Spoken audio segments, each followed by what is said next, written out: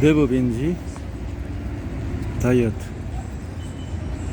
글렌 리빙스턴 지음 100만 독자의 식습관을 바꾼 초간단 멘탈 트레이닝 아마존 극찬 최종 감량 베스트셀러 미국 100만 부 돌파 밀리언셀러 대단한 책이네요.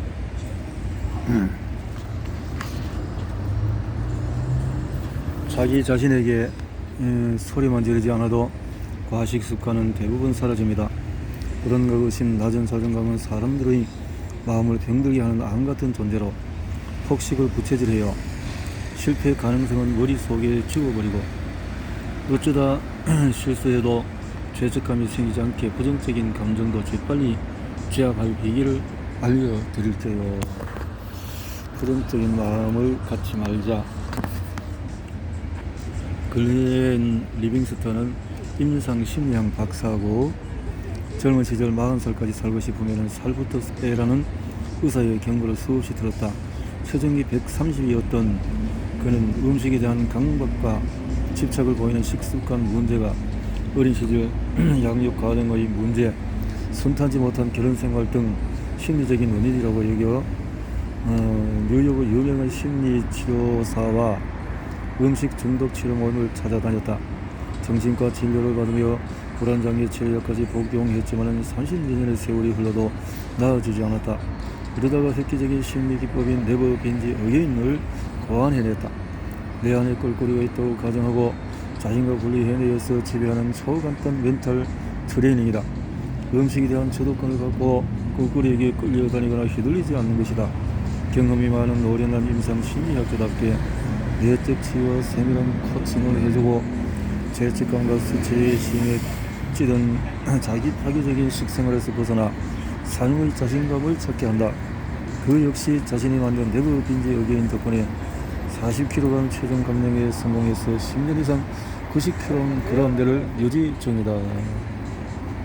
베스트셀러 8년간의 진솔한 자기 고백적인 기록을 담은 네버벤지 다이어트는 아마존 베스트셀러로 2016년부터 지금까지 독자들의 사랑을 받고 있다. 건강한 식습관을 위한 근본적인 솔루션을 제시하고 실생활에 도움을 주며 미국 내 큰 영향력을 끼쳤다.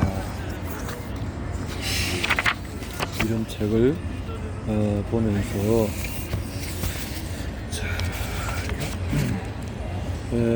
우리나라에서 이제 카피라이트가 된 것이 언제냐라고 보니까 2020년도니까 아주 최근의 책이군요.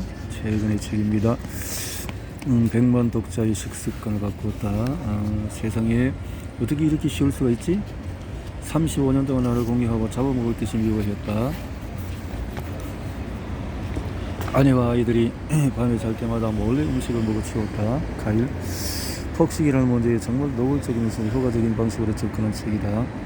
네버벤지 어게인은 의지를 빌릴 상상시키는 독특하고 놀라운 방법이다.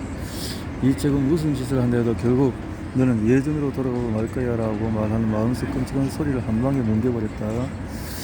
은행에서 절대 강도질하지 않고 고속도로로 할머니를 밀지 말고 높은 절벽에서 뛰어내리지 않을 능력이 있는 것처럼 나에게 절대 폭식하지 않을 능력도 있다는 사실을 깨닫고 지금도 눈앞이 어질어질한 기분이다.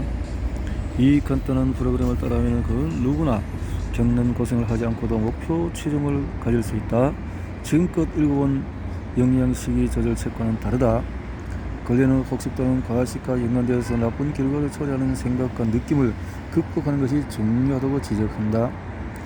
엄청난 힘을 주는 책이다. 이렇게 다양한 책에 대한 평이 있군요. 많은 책들이 있지만 특이하다. 이 책에 대한 관심을 불러일으키기에 이렇게 많은 초청이 있군요. 먼저 마음을 열어야 해요. 뭘 망설이죠? 저는 자격증을 소지한 임상심리학자이지만 과거에는 심각한 식습관 문제로 몇십 년 동안이나 고생한 사람이랍니다. 몸무게가 최고 130kg까지 나갔었죠. 당시 제 몸의 혈중 지질 농도는 매우 위험한 수준이었어요.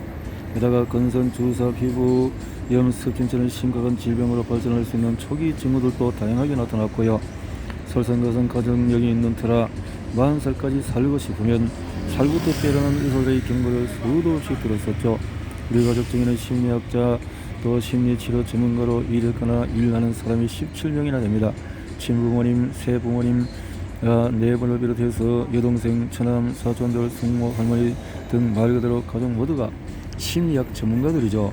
그런 집안에서 살았으니 저는 당연히 식습관 문제도 내 안에 심리적인 뭔가가 잘못되어 생겼을 거라고 추측했어요. 저는 결혼 생활에 손타지 못했어요. 서로 제대로 된 사랑을 주고받지 못한 탓에 가슴에 구멍이 난 것이 틀림없다고 생각했었죠. 심리치료를 받으며 정신적인 것을 추구하고 건강한 인간관계를 통해서 구멍을 메우기만 한다면 내 몸에 난 구멍을 음식으로 계속 채우려고 하지도 않을 거라고 믿어요. 나 자신을 더 사랑해주기만 하면 내 삶을 더 할 수 없는 고통의 늪에 빠뜨리는 폭식 습관에서도 벗어날 수 있을 것 같았거든요. 그렇게 가슴에 난 구멍을 메우기 위한 길고도 험난한 여정이 시작이 되었어요. 저는 뉴욕시와 인근지역에서 실력이 있다고 소문난 심리치료사들을 찾아다녔어요. 음식 중독 치료 모임에도 나갔고 정신과 치료를 받으며 불안한 장애 치료약도 복용해 봤어요. 심지어 클릭만 하고 간단하고 쉽게 정보를 얻을 수 있는 인터넷 시대에 4만 명의 사람들을 대상으로 설문조사까지 벌였는데요. 스트레스, 감정, 성격이 중독성 강한 음식을 선택하는 것과 어떤 상관관계 있는지 조사하는 연구죠. 이런 노력을 하며 저희의 정신세계는 한결 풍미로워진 듯 했습니다. 나라는 사람은 누구인지, 다른 사람과 관계 맺는 방법은 무엇인지, 내 탓을 하지 않는 비결은 무엇인지에 대해서 더 잘 알게 되었다고 느꼈고요. 하지만 그게 다 아니었습니다. 애초에 제가 세웠던 가설이 잘못되었다는 사실을 깨닫게 된 것이죠. 지금까지 사람들이 믿고 있는 그대로의 내 모습을 사랑하자라는 말은 불가능에 가깝다는 것도 알게 되었죠. 특히 중요한 것은 잘못된 식습관과 관련된 다음으로 2가지 사실을 알게 되었다는 점이에요. 중독의 신경학. 우리 뇌에서 기본적인 생명유지 기능을 담당하는 뇌가는 심각한 기근에 대비해서 영양분을 비축해 두려는 성향이 있어요. 그래서 음독 중독과 가장 관련이 깊죠. 파충류의 뇌, 생명의 뇌로 불리며 포유류에 비해서 파충류 등 원시적인 동물의 경우의 뇌에서 뇌간이 차지하는 비중이 커서 이 부분을 파충류 뇌라고도 한다. 라고도 불리는 뇌간은 사랑 따위에는 관심이 없고 오로지 먹기, 짝짓기, 죽이기밖에 모른답니다. 카페 진열 장앞에서 이성을 잃고 꼼꼼히 세운 식단 계획도 다 잊어버린 채 설탕 덩어리 케이크에 덤벼들 때가 있잖아요. 이런 돌발 상황이 일어날 때 바로 이 부위가 활성화된 것이죠. 거대 식품회사 및 광고 산업, 저는 임상심리학 연구뿐만 아니라 기업체들을 위해서 마케팅 컨설팅도 했습니다. 회사 2곳을 경영하면서 주요 식품회사들이 수천만 달러 규모의 컨설팅 서비스를 제공했었죠. 그러면서 식품회사들이 음식을 가장한 물질을 제조하는데 수십억 달러를 쓴다는 사실도 알게 되세요. 그들의 목표는 사람들에게 충분한 영양분을 제공하는 게 아니라 전분, 당분, 지방, 기름, 나트륨, 흥분, 독소물질을 농축해 입에 살살 녹는 식품을 만들고 그걸로 감각적인 만족감이 최대치에 이르게 하는 것이었습니다. 내가 그런 맛에 길들면 살아가는데 가공식품이 꼭 필요한 것처럼 생각하게 됩니다. 사실 사람들은 자연이 제공해준 건강한 먹거리보다도 봉지나 상자에 든 가공식품이 생활에 더 필요하다고 믿는 지경에 이르렀어요. 사람들이 더 이상 과일과 채소를 좋아하지 않게 된 것도 다 거기에 원인이 있고요. 대형 식품 회사들은 그들에게 그릇된 믿음을 심어주기 위해서 광고에도 엄청난 돈을 쏟아붓고 있습니다. 사실 식품산업은 제 결혼 생활이나 어린 시절 양육 과정에서 형성된 수많은 심리적인 문제들과는 아무런 연관도 없는 것처럼 보입니다. 하지만 식품산업 자체가 엄청난 권력으로 작용하고 있는 것은 분명합니다. 미국에서 비만이 전염병처럼 번지는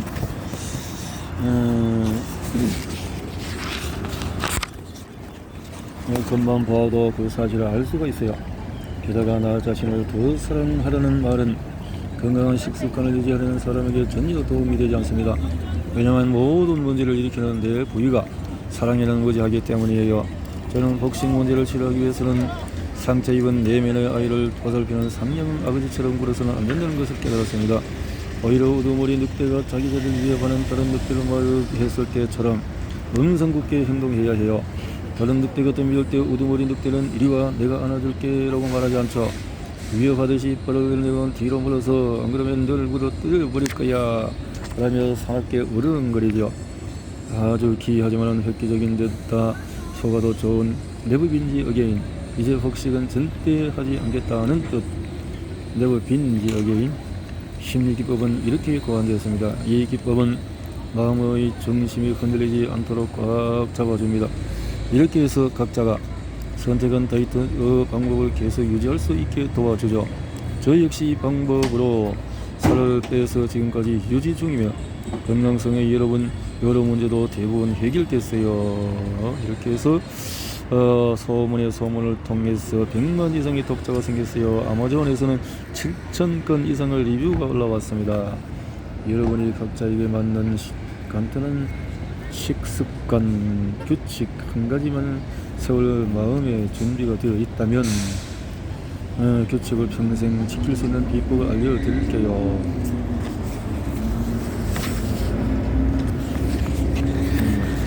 나는 왜 먹는 데 목숨을 걸까? 자존감을 지키면 건강해진다. 자신에 대한 믿음을 지켜라. 과식과 폭식은 지금 그쳐라. 멈춰라. 꿀꿀이 죽보다 소중한 내 인생. 음식 중독자는 내가 아니라 꿀꿀이다. 그만 먹어라. 영원불변 날씬쟁이로 살기. 일부에서 네버빈지 어게인. 나는 왜 먹는 데에 목숨을 걸까? 내 안에 꿀꿀이가 산다. 내 안에 모든 일의 성격을 결정하는 식습관. 평생 식습관을 조절할 수 있는 방법이 있다고? 이런 게 사실 리가 없어. 당신 안에 꿀꿀이가. 저는 여러분에게 인생을 바꿔마는 엄청난 약속을 한 가지 하려 합니다. 본인이 제 말이 다소 정신나간 소리처럼 들리더라도 조금만 참고 들어주길 바랍니다. 소개하는 방법은 과거의 다이어트처럼 이를 악물고 참아야 하는 고통스러운 방법이 아니라 의식하지 않아도 24시간 일주일 365일 안심하고 실천할 수 있고 별다른 노력도 필요 없습니다. 자연스러우면서 죽는 날까지 계속할 수 있기 때문에 음식에 관한 진정한 평화를 누릴 수 있죠. 결론적으로 여러분은 원하는 체형과 건강한 몸을 얻게 되고 비법을 실천하는 과정에서 자신감과 자존감도 회복할 수 있습니다. 내부빈적인 심리기법을 알게 되면 현재 자신을 과시하게 만들었던 사고방식에서 벗어날 수 있을 뿐만 아니라 미래의 내 안의 뚱뚱보가 모의할 유혹들도 가뿐히 이겨낼 수 있습니다. 하지만 미리 경고하건대 내부빈적에는 상당히 이례적인 심리기법이기 때문에 처음 들었을 때 부정적인 반응이 먼저 튀어나올지도 모릅니다. 어떤 사람은 책을 덮어버렸고 또 어떤 사람은 저를 미치광이라고 불렸죠. 상관없습니다. 부정적인 평가와 비난에 대해서 저는 크게 마음을 쓰지 않습니다. 제가 소개한 이상한 접근 방법이 누구를 화나게 했을지 몰라도 수많은 다른 사람에게 정말 큰 도움이 되었다는 사실을 잘 알고 있기 때문입니다. 사실 우리가 최종 문제라고 일컫는 최선의 식습관을 유지하는 데 겪는 어려움은 생존을 위한 본능적인 욕구가 고장나서 벌어지는 문제입니다. 식습관을 조절하겠다는 이성적인 노력이 계속 실패로 돌아가는 것도, 그리고 최선의 영양식단을 짜놓고 자꾸만 지키지 못하게 되는 것도 모두 같은 이유입니다. 두 번 다시 먹어잡이로 음식을 먹지 않겠나라고 다짐하며 애를 썼는데도 미쳐 날뛰는 생존 욕구에 지배당하기 시작하면 우리 인생은 정말 걱정스러워질 수밖에 없습니다. 하지만 감사하게도 저는 제어하기 힘든 욕구를 자극할 만한 통찰 한 가지를 얻었어요. 이제부터 여러분의 식습관을 제대로 조절해서 생존 욕구를 완전히 통제할 수 있도록 도와드리려고 합니다. 머릿속에서 온갖 비판의 목소리가 들려와도 미리 걱정할 필요가 없어요. 사실 자기 안의 반대 심리를 인지하는 것은 내법인지 어게인 심리기법의 매우 핵심적인 과정 중에 하나거든요. 이 책을 쓴 이유도 그런 과정을 활성화하기 위해서였고요. 한 번만 기회를 주세요. 제가 바라는 것은 그것뿐이에요. 이 책을 끝까지 읽고 판단은 잠시 미루겠다고 스스로 약속하세요. 이렇게 해서 내부인지 어게인 기법은 곧 알게 되겠지만 체중을 약간 줄인 일 이상 이야기를 다루고 있기 때문이에요. 이 책은 단순히 건강을 트질한 책이 아닙니다. 이 책은 자신을 더 큰 자신감과 확신으로 무장하고 지금껏 바라왔던 것 이상의 목표와 꿈을 실현하는 일에 관한 이야기입니다. 음식 문제로 정말 눈물겨운 노력을 해본 사람이라면 잘 알겠지만 식습관은 자신과 관련된 모든 일의 승패를 결정짓습니다. 제 말에 잠시 소음이 멎는 기분이었다면 지금쯤 동의의 뜻으로 고개를 끄덕이고 있겠군요. 그렇다면 우리는 식습관을 조절하는 일이 얼마나 중요한지 정확히 알기 위해서 마지막으로 한 번 더 노력해봐야 하지 않을까요? 자신을 날씬쟁이처럼 생각하기라. 저는 누구일까요? 과거에 저는 유전적으로 심혈관이 매우 좋지 않았고 아주 뚱뚱했습니다. 의사와 의료 관련 종사자들이 아무리 경고해도 개의치 않고 죽어라 먹어대기만 했었죠. 과식하지 않고는 500일은 이상한 광복증에 걸렸다고 믿으면서 많은 세월을 허비했던 사람이 바로 접니다. 베이글, 피자, 초콜릿, 도넛, 파스타, 감자칩 그 밖에 수많은 맛있는 음식을 거부할 힘이 없다고 생각하며 살았어요. 이처럼 음식의 감각과 집착을 보이긴 했어도 다행히 임상 심리학을 전공해서 박사학위를 따냈고 대규모의 실습도 매우 성공적으로 마쳤습니다. 스스로 기금을 마련하여 4만 명 이상의 사람들을 대상으로 식품 선호도 연구 프로젝트도 진행했고요.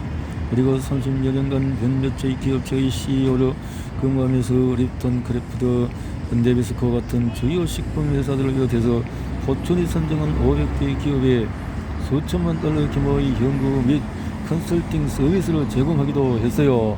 솔직히 말해 저는 환자를 만나 심리 치료를 하고 고객들에게 조언하는 순간에도 음식에 대한 생각을 멈출 수가 없었습니다. 어떻게든 음식 문제를 조절해보려고 길을 쓰면서 인생의 대부분을 보냈던 사람이죠.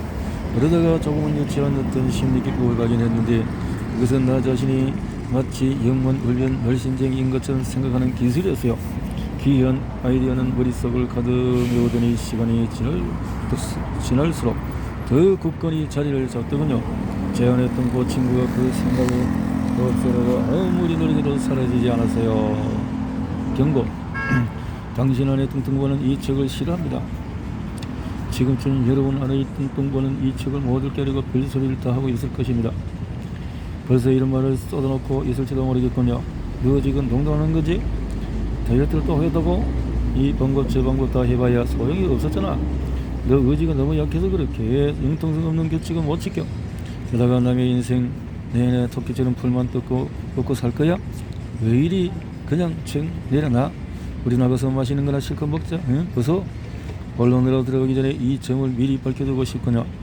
저는 여러분 각자가 선택한 식단을 지속해 나갈 능력을 길러주려는 것이지 특정 다이어트 방식을 따르라고 또는 따르지 말라고 강요하려는 의도는 전혀 없습니다. 그러니 각자가 먹을 음식의 종류와 섭취 시기, 장소는 전적으로 여러분이 결정해야 해요.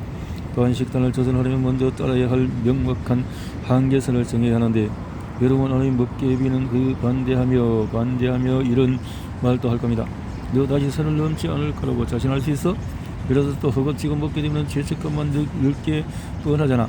매일 죄책감에 시달리면서 그 기분을 또 느끼고 싶은 거야? 기분 나쁜 음식 좀 먹자니까 진짜 맛있을 거야. 당신 안의 꿀꿀이가 죄책감을 느낄 거라는 협박에 겁을 먹고 휘둘릴 필요는 없습니다. 책에는 죄책감과 수치심에 사로잡지 않고도 실수로 바로잡을 아주 친절하면서도 효과적인 방법이 담겨 있으니까요. 만약에 쓰러지더라도 그냥 일어나 쓰러진 지점에서 다시 시작하면 됩니다. 자신에게 말하는데 압축으로 자기 머리통을 때리는 일은 결코 없을 거예요. 여러분이 쓰러질지도 모른다는 대목에서 먹개비가 얼마나 환호성을 내지르는지 주목하세요. 실수로 바로잡을 수 있다고 말하기는 했지만 그동안 실패와 죄책감에 대한 두려움으로 제대로 시도조차 해보지 못하고 포기한 사람도 많습니다. 그래서 이점에서 내부변지 의료인 기법에서는 어떤 방식으로 실수를 따르는지 잠깐 언급해야 할 것 같군요. 간단히 말해 우리는 뭔가 중요한 일을 해내려고 열심히 노력하는 아이를 대할 때와 똑같은 마음으로 자신을 대할 겁니다. 예를 들어 5살 된 딸아이가 자전거를 타고 매우 가파른 언덕을 한번 넘어가려 한다고 가정해 봅시다. 이렇게 말할 부모가 과연 있을까요? 살아야 도전이 쉬지 않고 한 번에 언덕 꼭대기까지 올라가는 것은 힘들어. 경사가 너무 가파르잖아. 내가 실패한 뒤에 부끄럽고 창피한 기분을 느끼지 말았으면 좋겠어. 그러니까 시도도 하지 말자. 응? 그런 사람은 당연히 없겠죠. 이런 말 대신에 아이가 열의와 자신감을 가지고 목표 지점을 향해 나아갈 수 있도록 도와주지 않을까요? 그리고 설령 아이가 성공하지 못하더라도 옆에 바짝 붙어 서서 다음번에 더 잘할 수 있도록 어딘가 잘못되는지 알려줄 겁니다. 한 걸의 언덕을 오르지 못했으니 부끄러운 일이라고 얘기하거나 애초에 목표조차 세우지 못하게 막아설 사람은 분명히 없을 거예요.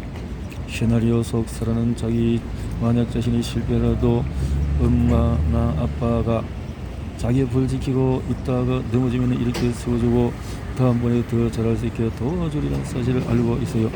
그리고 여기가 핵심인데 부모의 그런 도움과 열정 덕분에 사라는 다시 마음을 굳게 먹고 언덕을 향해 힘차게 페달을 밟을 수 있었고요. 그러다 처음 몇 번은 계속 실패했더라도 결국에는 목표를 이루게 될 거예요. 실패할까봐 두려워하던 마음을 부모가 다 잡아주었기 때문에 가능한 일이었어요. 어떤 면에서는 부모는 일부러 살아가 실패할 가능성을 그녀 자신에게 비밀로 하도록 했을 겁니다. 그리야 의심과 불안감이 목표를 향한 에너지와 집중력을 갉아먹지 않을 테니까요. 제 경험에 비춰보니 폭식을 멈추는 사람들의 마음가짐은 바로 이런 것이었습니다. 어린 사라가 높은 언덕을 향해서 자신있게 페달을 밟는 것처럼 여러분도 아주 약간의 실패의 가능성조차 마음속에 지워버리는 방법을 먼저 배워야 합니다. 때로는 어떤 일을 시도했다가 실패할 수도 있겠죠. 하지만 실수하더라도 우리는 툭툭 틀고 일어나 알던 방향으로 다시 페달을 밟을 수 있어야 해요. 그리고 달려가는 내내 따뜻한 말로 자신을 다독여 줘야 하고요. 자기 자신에게 소리만 지르지 않아도 폭식 습관은 대부분 사라집니다. 어쩌다가 넘어져도 떨어치고 일어서겠다고 마음만 먹으면 아무리 여러 번 실패해도 결국에는 정상에 오를 수 있습니다. 불안, 의심, 낮은 자존감은 사람들의 마음을 병들게 하는 암같은 존재로 과식 습관을 부채질해요. 전통적인 심리학 치료법을 동원해 이런 문제를 제거하려면 시간이 오래 걸리지만 우리는 바로 본론으로 들어갈 겁니다. 언덕을 향해 페달을 밟는 동안 실패의 가능성은 머릿속에 지워버리고 어쩌다가 실수해도 죄책감이 생기지 않게 부정적인 감정도 재빨리 제압해 버릴 거예요. 여러분 안에 살고 있는 뚱뚱보에게 자신있게 말하세요. 이제 너는 실패, 죄책감, 수치심으로 나를 괴롭혀서 또다시 계획을 망치지는 못할 거야. 네버빈지 어게인 비법에 함께라면 여러분은 적절한 수준에서 식단 계획을 세우고 목표에 이를 때까지 꾸준히 지켜나갈 수 있습니다. 아무리 여러 번 실패하고 다시 도전한다 해도 괜찮아요. 폭식을 멈추기 위해 여러 번 시도해야 한다는 사실을 언급하자마자 여러분 안의 먹개비는 매우 좋아할 거예요. 당분간 이런 생각은 그냥 무시하도록 해요.